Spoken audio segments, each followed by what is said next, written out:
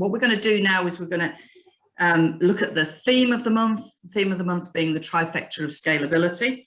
Those of you who know me know that I can't stand fancy words like that, so hopefully I'll explain it to you in plain Yorkshire English.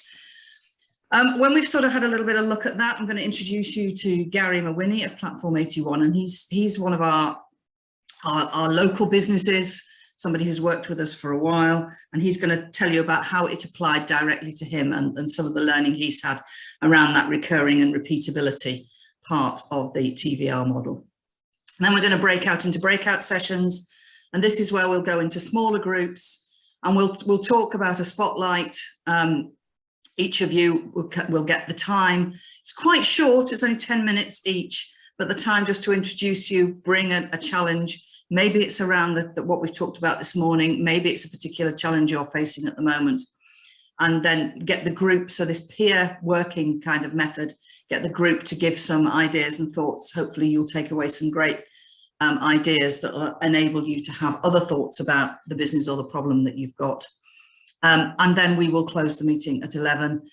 The last sort of 5 or 10 minutes of the meeting, there's some really important information we'd like to pass across to you. So do hang around if you can. If you do have to, for whatever reason, leave the meeting partway through, could you please pop back into the main room and let Caroline know? Because we don't want to have a situation where we have a breakout room that's got too few people in it. So please make sure that if you do have to leave for whatever reason, and we hope you don't, then please pop back and let Caroline know before we do that. Okay, so house rules, I think we're all quite used to all of this, so I'm not going to labour them too much. But one of the key things we'd like from today is to challenge and be challenged. So when you get into your breakout rooms, do have those conversations, those open conversations, and do look for those takeaways.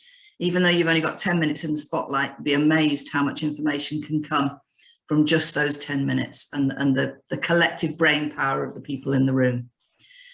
The other thing is, you know, this particular networking organization and the ScaleUp Club itself is more about sharing and helping each other than selling. So please try and help rather than try and sell. Okie dokie, so as we just said before, what's this all about? What's ScaleUp Club all about for those of you who haven't been? It is about meeting, as we've already done. We've already met some of the group. It's definitely about sharing and collaborating. And it's certainly about learning, maybe picking up a new idea or a thought. So the key areas for this is the share, the collaborate, and the learn. And just to give you an idea, 96% of businesses, so that's 96% of all businesses in the UK, never scale beyond 9 employees. So it's really interesting, a really interesting statistic. And one of the things that we try and help people to do is to take those steps up to the 9 and then scale through that barrier, if you like. But it's a hell of a lot of businesses, isn't it, that are on 9 or fewer employees, which is most of us, I have to say, including Bismart. So there we go. So just looking at what we're doing. So each month we pick a theme on one of these 4 core pillars. So the 4 core pillars are strategy, people, execution, and cash. 4 key things that we need to get right in a business. So we pick one of these themes and we're looking to spark ideas, questions, challenges in our own minds, and also to give us some thoughts for the breakouts. So just a quick reminder, last month we looked at in-flight checks. It's quite interesting. Some of you will know what they are, some of you won't, but essentially it's all about habits.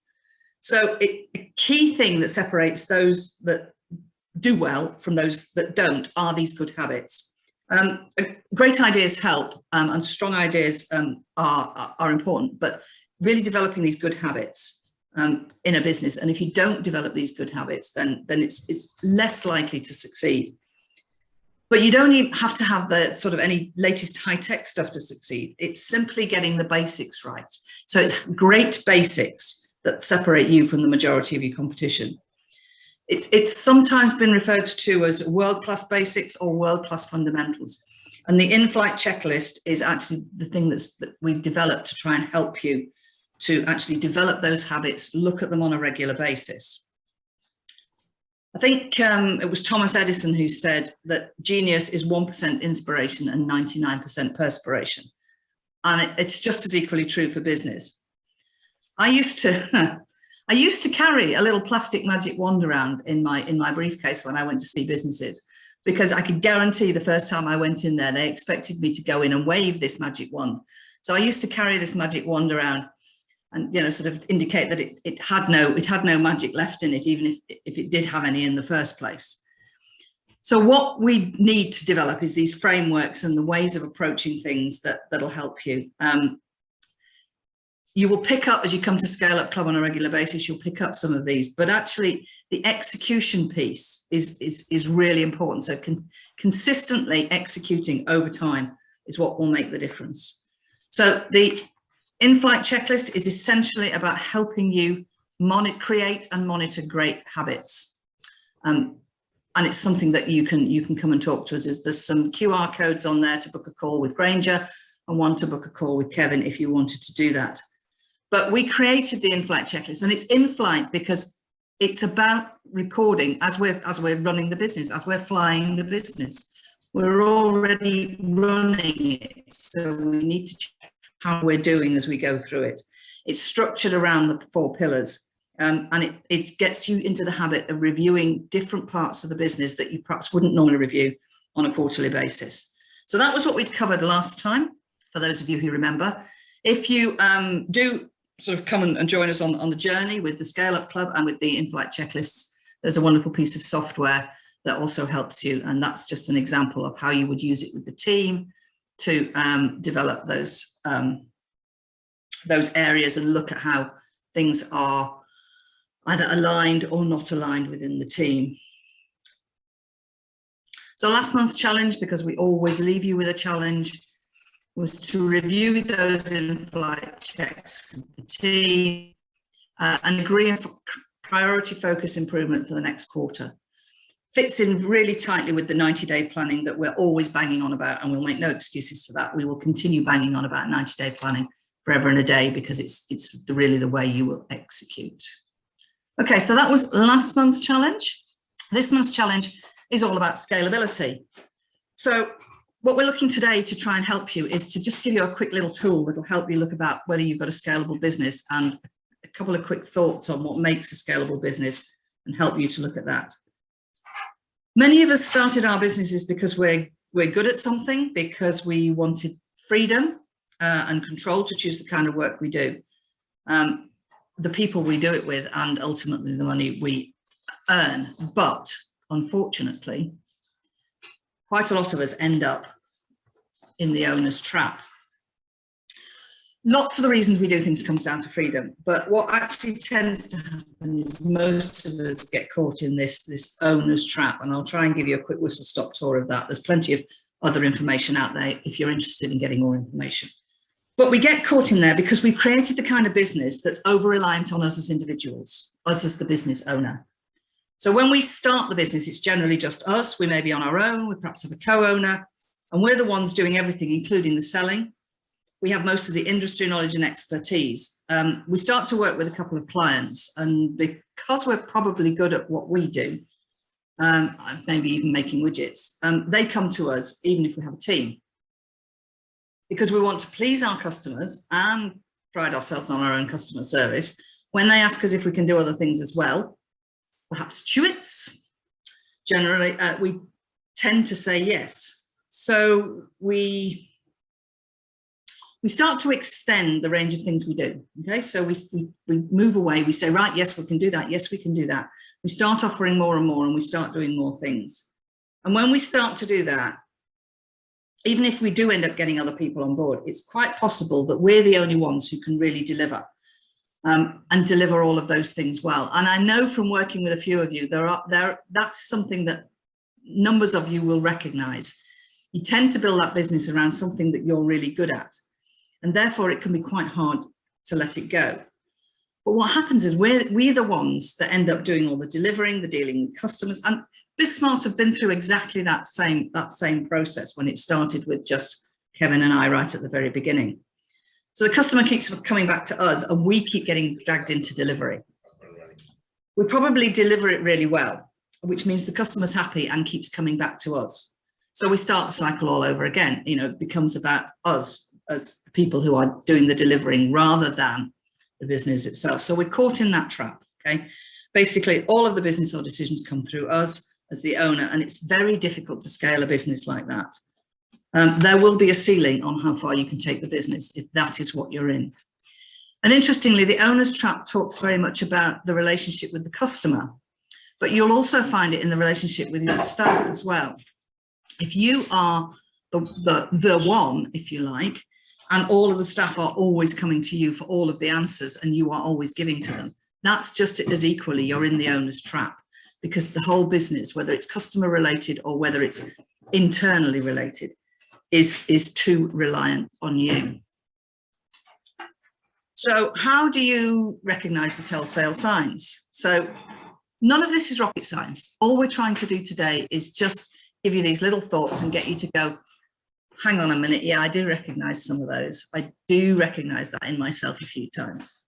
So telltale signs, and one of the questions we ask regularly is how well would the business perform if you were unexpectedly away for 3 months? The business slows down when you're on holiday or you take time off. Maybe customers are always coming to you with the problem. So they'll say, I'm not going to speak to them. I want to speak to you. You know, I want to speak to only you. And it's the same with your employees. If they're not going through their teams and all they're interested in is talking to you, I think that's an example of the business being reliant on you. And maybe business growth has plateaued. So those are the 10 telltale signs. But how do we break the cycle? And I told you it was a whistle-stop tour, so I hope you're all paying attention. Okie dokie, we break the cycle in 2 ways. First of all, we meet this wonderful little creature called the hedgehog. And the hedgehog is a little tool that helps you work out what it is that you should be focusing your business on. So this is all about giving you the focus of the business. So 2 key concepts, this business around focus, and then the business around scalability, and this trifecta of scalability, the 3 things that link to scalability. So, and we've introduced you to a TV. Unfortunately, we're not going to provide you with a TVR today. That's just the initials. But Kevin and his love of cars has brought us with here a TVR. So, what is the hedgehog? The hedgehog is all to do with focus. And it's all about finding that red circle, it's definitely not a circle, that red triangle in the middle. So, and it's a really big important part of finding a scalable business is finding the one thing or the couple of things maybe in your business that are really going to help you grow it. So what we need to do is look at what you're good at, what you love doing, and what pays well. The more technical model talks about what can you be the best in the world at, what are you really passionate about, and what is your profit engine. And it's only when those 3 things come together that you'll find that's the focus of your business. So what is the thing you should be focusing on? It is really important, and one of the reasons why we like this graphic is it explains to you why 2 of them on their own just don't cut it. They don't provide you with that focus.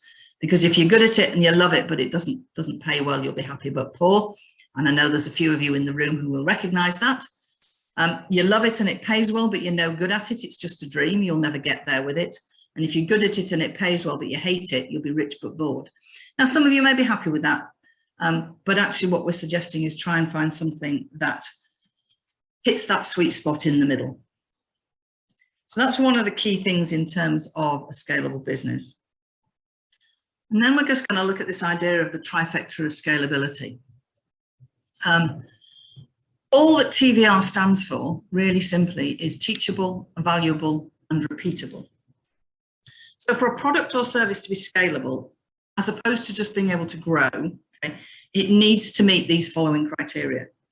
So teachable, in other words, it can't be something that can only be done by you, okay? It has to be something you can teach to other people so that they can do it on your behalf and you can scale the business that way.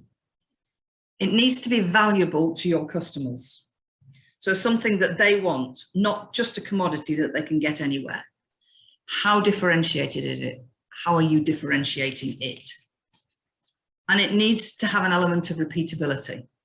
So it's ideally that your customers need on a recurring basis, or that might lead to additional service or product sales that are there, rather than just a one-off. Try that again. A one-off purchase. Okay.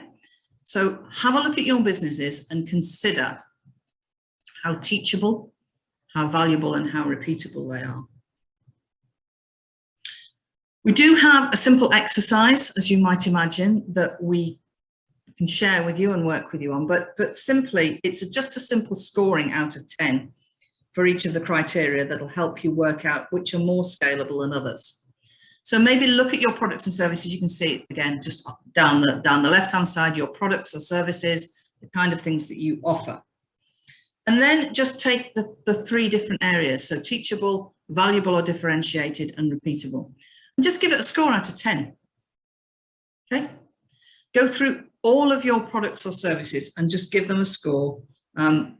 So, you know, common challenge in the early days is that the business owner may do some consulting work relating to the business. They may have a particular area of expertise that the clients are prepared to pay well for as a one-to-one service. So that would probably score 8 or even 10 for value, but it's very low for teachable, possibly low for repeatable. But again, you need to make your judgments on this. So this is your way of looking at it. So just go through each of those areas, and that will give you the 1 or 2 products or services that are the one that has the highest TVR rating. And maybe that's the one that you should be thinking of concentrating on and focusing on in terms of growing and developing your business, because that's the key to being scalable. Okay. There is a natural sort of tension between the idea of valuable and teachable, as you might imagine, that the idea that, you know, to be valuable, it has to be different, but to be teachable, you have to be able to teach it to other people. So there is this tension that's going on. It's more often than not something that's highly valuable and differentiated will be harder to teach. And particularly something that's not very teachable may not be that differentiated. So very teachable may not be that differentiated. So we may need to do a bit more thinking along those lines. Can we find a way to make a valuable service more teachable? Potentially, could we create something differentiated from a combination of lower value but teachable components? So can we put things together in a bundle? Can we find different elements of what we do that makes them more unique and differentiated, but that we can therefore teach them to other people? So I've kind of gone through a whistle-stop tour of the idea of teachable, valuable, and repeatable. And I just wondered, before I introduce Gary to talk to us about his insights, are there 1 or 2 quick questions that we might be able to answer for you? So I'm just going to stop sharing for a second. I've whistle-stop toured through that. Has there anybody got any quick questions? Might take 1 or 2. Have I completely blown you away? No, Louise, I've just worked out that my most valuable thing I'm giving away almost. So everybody says, well, you know, make it more expensive, but it's our door opener, and it's also a fabulous way to get, you know, achieve our mission. So it's obviously got a low score for teachable, but it's highly valuable and highly repeatable. And it just have a go at that exercise, because it'll open your eyes to a few of the things that you're doing. And you know, we've done it ourselves. We do definitely practice what we preach, and we've had a look at some of the products and services, and again done exactly the same as you have, Angela, and gone, that's a really valuable item, and we're just giving it away. Yeah. Interestingly, the in-flight checklist is an exact example of that from our point of view. Everybody tells us what an utterly wonderful tool it is, and yet we don't monetize that, to use a hideous word, as well as we should. So yeah, so do that exercise. Anybody else got any comments or thoughts? Granger, anything you want to add before I introduce Gary? Just to say, it is a really little simple exercise to do. I recently did it with a client, and she realised that actually 3 of her products were just consultancy, but one product that she's been working on really hit all those marks, and so she's now over the next year put a strategy together to actually put more effort into developing it, because she'd actually put it on the shelf because she didn't think it was actually useful to her as a business, but now she's realized actually that's something she will use to grow the business going forward. So sometimes your products and services that you don't think are the ones that will scale and grow are actually the ones, when you do that exercise, are the ones that really will grow and scale for your business, because they stop you being caught in that owner's trap. Okay. Anybody recognize the owner's trap? Yeah, there's a few nods. Yeah, and some hands are excellent. Excellent. So hopefully what we've given you this morning is just a quick sort of thought and idea as to how you might get out of that wonderful owner's trap that I have to say we all find ourselves in at some point, and it's how we break out of it. Okay, so what I'd like to do now is introduce you to Gary Mawhinney of Platform 81. As I said, Platform 81 and Gary have been working with BizSmart and good friends of ours for some time. But he's going to talk to us about the sort of repeatability and recurring revenue element of this TVR model. Over to you, Gary. Cool. Yeah, thank you very much. Morning, everyone. My name's Gary. I'm the technical director of a digital marketing agency called Platform 81. We're based in Bromsgrove, and we've got offices up north in Manchester. And yeah, Kevin's just asked me to jump on to kind of run through how applying this TVR model to our business has helped it scale. So a bit of a real world example, I suppose, for you. So if I can offer any tips or insights, or if you guys can take anything from what we've learned, you know, that's kind of the aim, I'm guessing. So as I mentioned, we're a digital marketing agency. We're pretty much the holy grail, I'd imagine, of sectors to be in for recurring revenue. So I'm sure, as you guys have seen, the tech sector in general leads itself very well to this model. So the likes of Apple, Microsoft, Adobe, even kind of your Netflixes and your Spotifys, they've all kind of moved to this recurring subscription model that's very, very popular. And it's something that we put a lot of focus on about 2 or 3 years ago.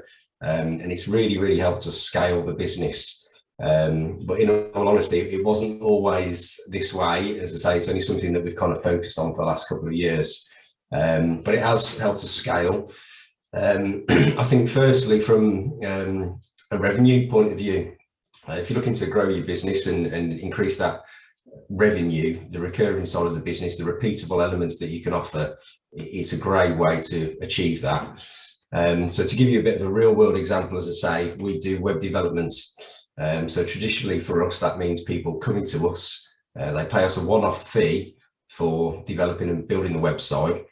And previously, kind of that was the end of the relationship, which was great. Obviously, you know, we're doing work, we're billing for it, but the unfortunate thing is, at the start of the following month, that meant for me, as the person that's bringing in new business, it always meant I was starting the month at 0.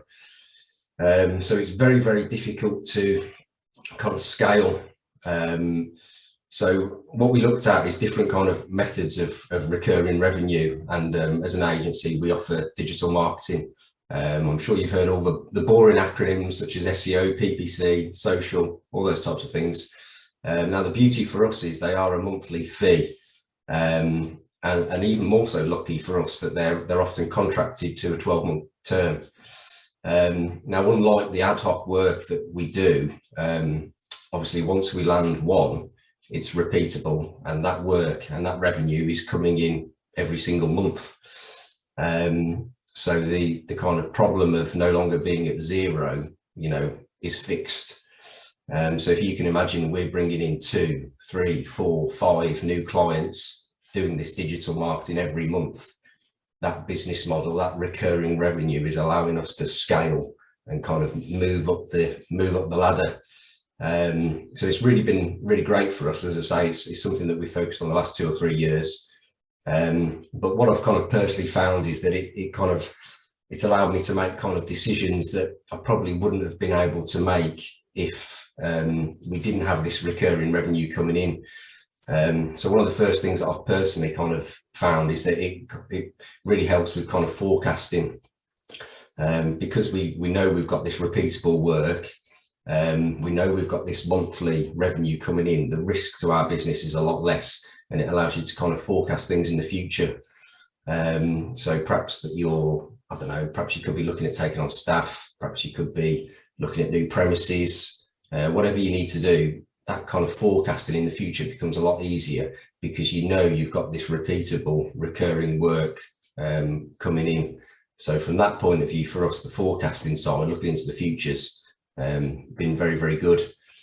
I think Louise mentioned as well kind of the owner's trap element to it, and for us as a business, that's really helped, because you know, if you are a kind of small business or small to medium business, you often find yourself getting caught into the nitty-gritty of day-to-day work, and it's very, very common. And you know, to be dragged back into day-to-day activities, you know, it's a very, very difficult task.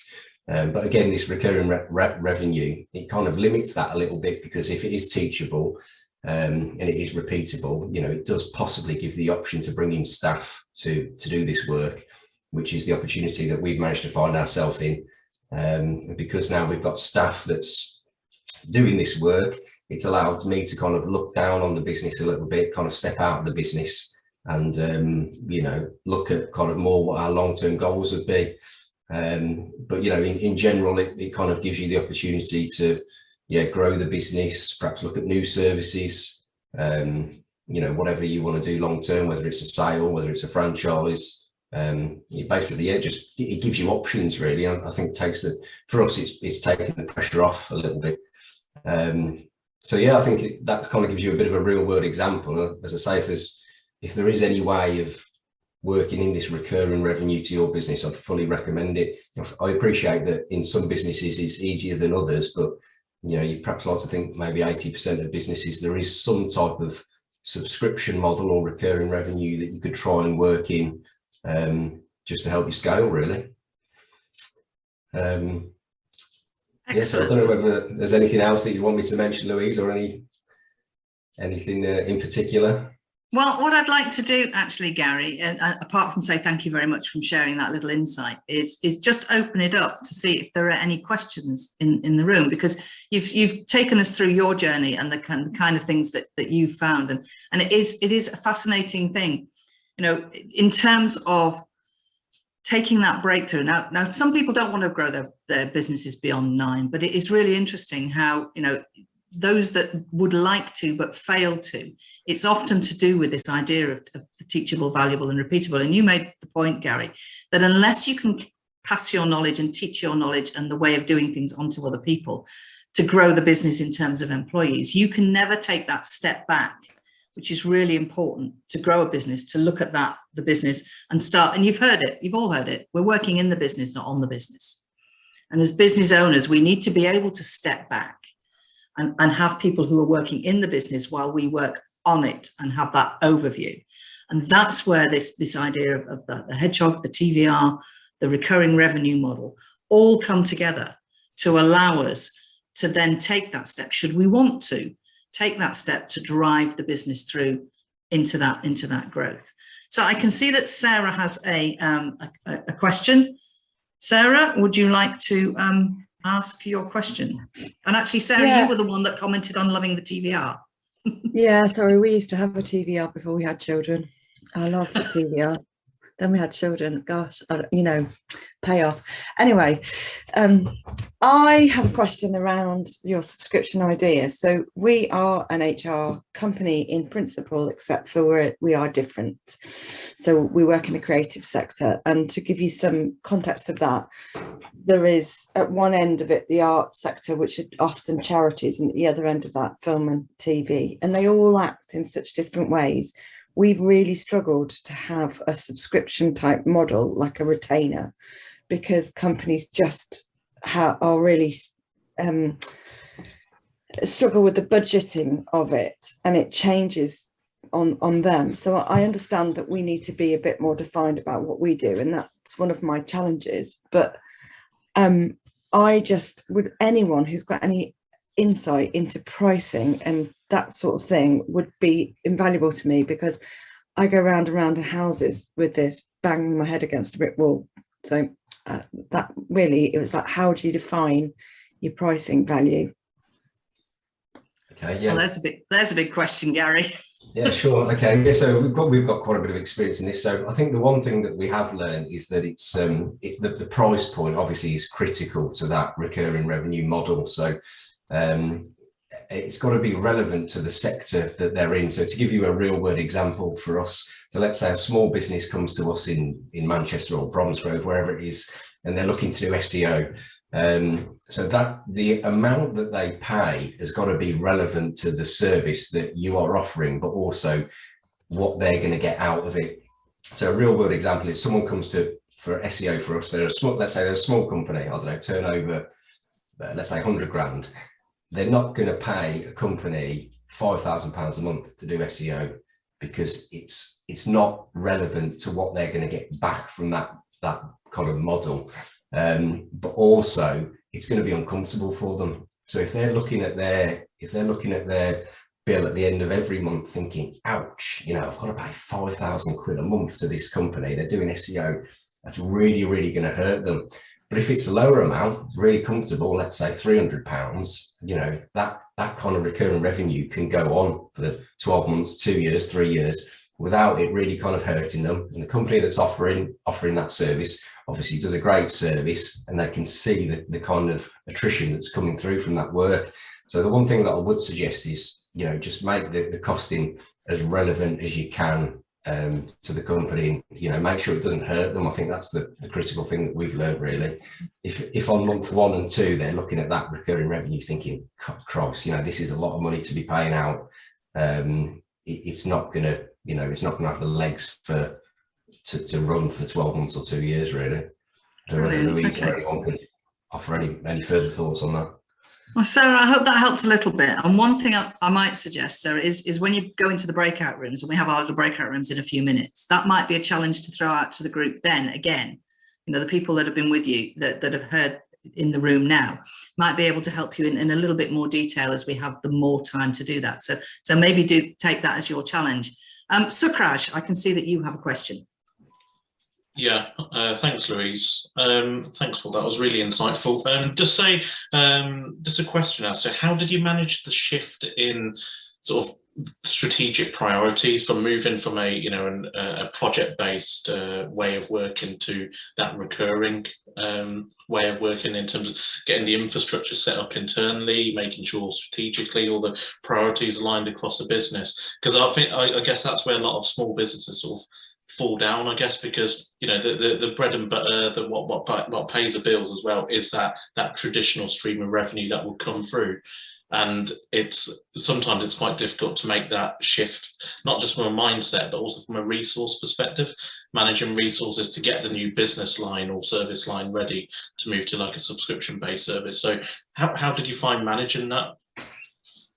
Yeah, I mean, it is a challenge. I think one of the ladies mentioned earlier that she found kind of almost that like she's got kind of project-based work, but it's almost the hook. And for us as a business, that hook it's the one-off work. So if somebody comes to us, they want a website, it's great. Obviously, it's one ad hoc piece of work, but there's not a huge amount of value in it. But the value is that the companies then go on to take the recurring revenue model. So that's kind of how we've kind of transitioned it. So on the initial, you know, consultation we have with companies, you know, we kind of make sure that they understand that recurring revenue, you know, for digital marketing, that's the side to go for them. That's how they're going to get their value back. And obviously, as a business, that has, you know, that's allowed us to scale. So from kind of a point of view of kind of managing it, it's been quite granular in all honesty. So it's kind of, we've managed to bring on kind of a set amount per month, but because it's been quite granular, you know, and slow, it has allowed us to scale. It's allowed us to have another office. It's allowed us to, you know, bring on more staff. So, you know, I fully appreciate we are quite lucky. There are some sectors that you guys are in that it won't be as easy to kind of build this recurring revenue model. So I do appreciate that our sector is relatively kind of simple to do it. But yeah, I suppose in answer to your question, we've been quite lucky. It's been quite granular really in terms of the growth. And Gary, did it grow at the pace you wanted it to initially? I'll say that first sort of 90 days. So I suppose to give you a bit of an idea, so in the last 3 years we've doubled in size. So that's purely been down to the recurring revenue. So recurring revenue for us is about 50%. So that gives you a kind of a rough idea. Yeah, I think, as I say, the beauty for us is that you are where you guys will know that you're building, you know, with the recurring, you're building. So if you land one piece of recurring work, that's then coming in every single month, and you are quite literally scaling the business up. Yeah, yeah, as I say, it's worked really well for us. Cheers. Right, Gary, thanks, Sir Craig. So I think that's all the time we've got for questions. So thank you very much indeed, Gary. And I think you brought up some really interesting points there. You know, and this recurring revenue is an interesting one. When we talk about building for value, recurring revenue is one of the 8 drivers of building for value. It's really important, and it doesn't matter what kind of business you're in. We can usually find some form of recurring revenue somewhere. Okay, and it's just a case of looking for it. So, and it is the subject of other sort of scale ups we've done and things like that. But I haven't got time to go into it today. But hopefully, if you stick with us, we'll be able to come back to this idea of recurring revenue and thinking about the different elements of recurring revenue in your business. Obviously, the ideal model is that you know, prescription. No, try that again. Subscription, where you get that every month and it comes back every month, and you don't think about it, and there it is. But there are another 7 different kinds of recurring revenue. So there's plenty to think about in terms of that model. So thank you very much, Gary. That was brilliant. Enjoyed that insight that sort of added to the thoughts that we were having. We are going to move now into the next little section, which is the section where you all get to look at and share your ideas and thoughts. So just going back to the presentation. We've heard from Gary now, and we're now going to go into this idea of the breakout sessions. We are going to break you out into rooms where I think we're going to have 6 businesses in each room. So there'll be, you know, just the 6 of you. You're going to be together for an hour. Each of you is going to have 10 minutes in the spotlight, and there will be a facilitator, a chair in each room. So we've already set those rooms up. We've already got the chairs. The chairs will be responsible for keeping you to time, making sure everybody's involved, all of those things. So you don't have to worry about that. But 10 minutes is quite quick, and we will move you along quite fast. But equally, 10 minutes is a good amount of time to get a challenge out to the group, to have those insights and those experiences from the members of the group, and to take away some great takeaways. So please engage with that. And as I said, you've got people within the room who are going to keep it together. Okie dokie. So